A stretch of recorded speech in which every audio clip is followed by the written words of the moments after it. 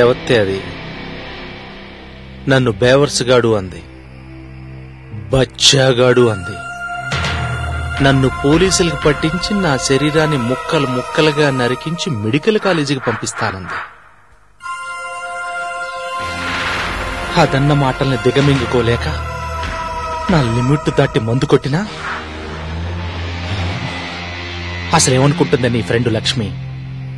అంత స్థాయి కల్లా ఆడపిల్లాది.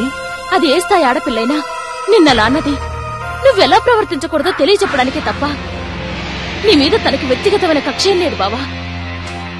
నిజానికి అదెంత పవర్ఫుల్ ఆడపిల్లంటే నిన్ను జైలుకి పంపగలదు, వెంటనే బెయిలు ఇప్పించగలదు. నన్ను వెళ్ళని. ఎక్కడికి? తెలిసిన వాళ్ళింటికి.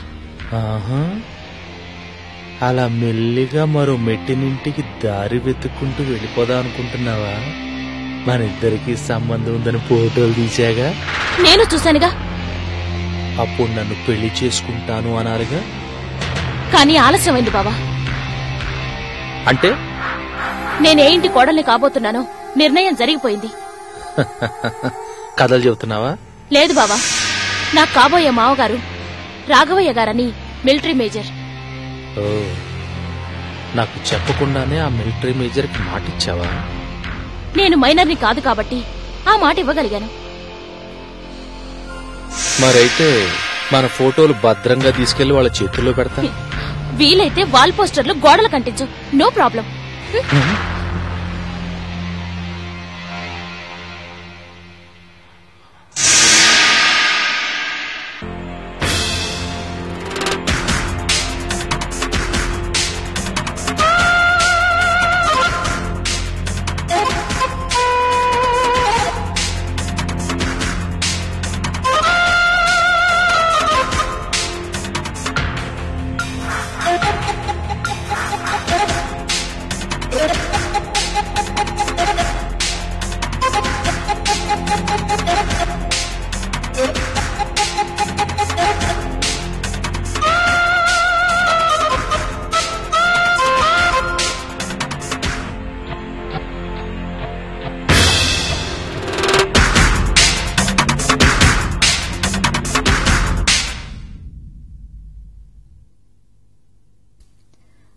రోష్ని,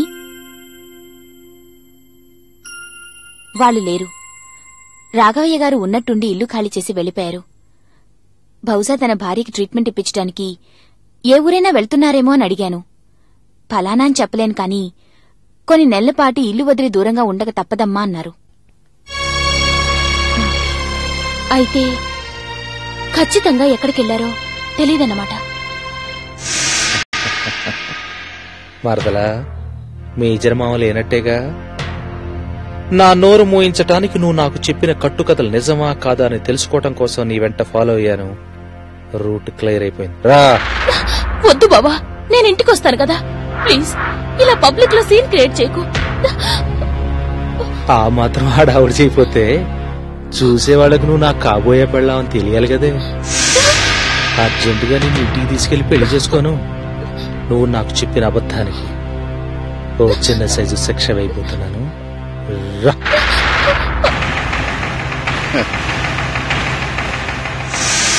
ఎవరు నువ్వు? దీని అక్క మొగుణ్ణి, రేపు దీనికి కూడా కాబోయే మొగుణ్ణి. కాబోయే మొగుడు అయితే తీసుకెళ్లాల్సింది బెదిరించి కాదు, ఉచ్చగించి. అక్కగా మొగుడు అన్న రోషన్ మొగుడు వెళతావు? పెళ్లి చేసుకో. రోషన్ వదిలే. అడగటానికి నువ్వెవరు? రెచ్చగొడితే రాక్షసుడు. 10,000 జీతగాన్ని నా చొక్కా పట్టుకుంటావా? కాలరే కాదురా, పిచ్చి పిచ్చిగా వాగితే చేతుకున్న 10,000తో పాటు కాళ్ళు చేతులు కూడా బిరిచేస్తాం.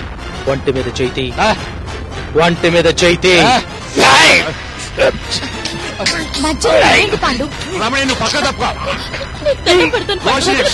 నా బావ వదిలి పాండు.